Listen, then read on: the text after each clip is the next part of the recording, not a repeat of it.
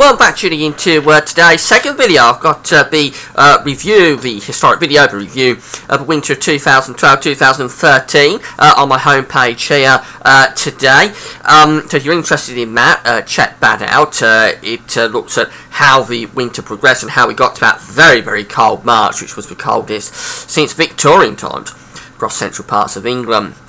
This video is going to concentrate on the next 6 months. I thought it'd be interesting to have a bit of a 6-month look ahead with the CFS model. Not done this for quite a while. We're going to be using the charts from the CFS model. It's CFS website itself, the NOAA website from the United States itself. We're using the charts and see what it's showing for the next 6 months. Remember, very experimental, not to be relied upon, and the further out you get, of course, the more unreliable it becomes. But the charts are there, so we might as well have a look and see what they're showing on this Sunday afternoon. Now, before I get on with the video, I want to mention the advertising. There's video ads on my pages at GazWeatherVids.com. If you press play on the video ad, you'll be supporting GazWeatherVids.com. Thanks very much for doing that. Got some content ads where you can click through the links and go to read the article. Very interesting articles in those content ads. I've had a look at them myself over the last day or two. Some very interesting pieces there, but you can click through the link, go to the website, and you'll be able to read the article at the website. At the same time, you support GazWeatherVids.com. So there's various ways of getting involved and helping to support the website. Thanks so much for doing that.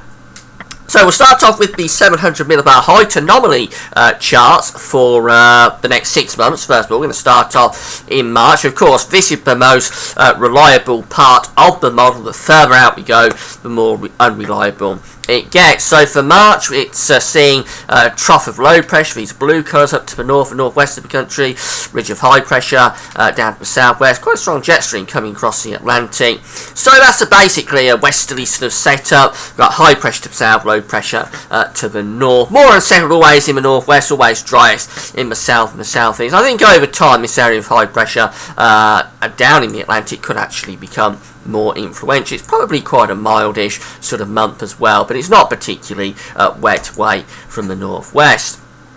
Now, as we go through to April, things do start to look a bit different because we lose that high pressure down to the southwest. We bring this low pressure further south through the Atlantic. Also got some blocking setting up there up to the north. So that's potentially much cooler signal for April. Yeah, and it's also relatively unsettled. We could probably bring the jet stream to the south of the country with that. So probably on the cool side of the jet, and relatively unsettled for April. Have a look at the temperature and precipitation charts in a moment. For May, it's not particularly inspiring anomaly. It's seeing a trough of below average heights sitting just to the south and southwest of the country. Got quite a lot of blocking up to the north again, up to the north of Scandinavia, stretching out over here as well. So we're probably bringing in quite a lot of easterly winds with that. Of course, May is usually quite an easterly month, but this low pressure, particularly for the south, could bring some very unsettled conditions. Actually, it could be a relatively cool and quite a wet month for May if that one is right. Again, have a look at the temperature and precipitation charts in a moment. As we go through to June, it's placing the trough out to the west of the country, so it's in a little bit more of a typical position, but it still displays further south. The hint perhaps of some blocking there over Greenland and to the north of Iceland as well. So again, it's not a particularly inspiring chart, but it could be a little bit warmer because we may start to bring winds up more from a southeasterly direction, but it's still relatively unsettled. And those hints of blocking around Greenland, not particularly good signal. For July, the signal is quite weak, and of course, again, the further out we go, the more unreliable it's getting, and that's why the signal is getting weaker. But the suggestion is still there that we've got blue colours around the British Isles. So again, the idea, although it's a weak signal, but the idea is that we've probably got some sort of trough around the country, a ridge to the south of Greenland. Again, not particularly inspiring pattern, wouldn't be particularly warm, and probably quite unsettled as well. And then finally we get to August, and again it's not a strong signal, but it is a signal that we've got the trough placed over the country. So again, that's unsettled, high pressure to the south of Greenland again. So once more, the idea is that it's relatively cool, relatively unsettled. So after this dreadful winter it's not, the CFS model is not seeing a particularly good summer. That would be a real kick in the teeth, I think, after this horrible winter we've had, but there we go, it's not seeing a very nice summer at all this year. Let's have a look at the temperature and precipitation charts. This is the temperature chart for March, and it's a little bit above average across southeast parts of the country in particular, very warm across most of Europe. Well above average, coolest anomalies down across southern parts of Spain. As we get through to April, it's a cooler signal, near normal really for the west, warmer for the east, but certainly a cooler signal than we have in March. As we go through to May, again the warmest anomalies away to the north and the east of Europe, coolest anomalies out in the west where we're average to slightly below average. June, again the warmest anomalies set up Scandinavia and eastern parts of Europe, coolest anomalies out in the west. So there's a definite idea that there's an east-west split going on here across Europe, with eastern parts of Europe getting a very warm spell, western parts of Europe getting a much cooler spell, or nearer normal to cool through the spring and into the early summer. For July, nothing really changes, average to below average in the west of Europe, warmer in the east. And then the signal sort of fades a little bit for eastern, northeast parts of Europe as we get through to August, although the southeast still forecast to be very warm.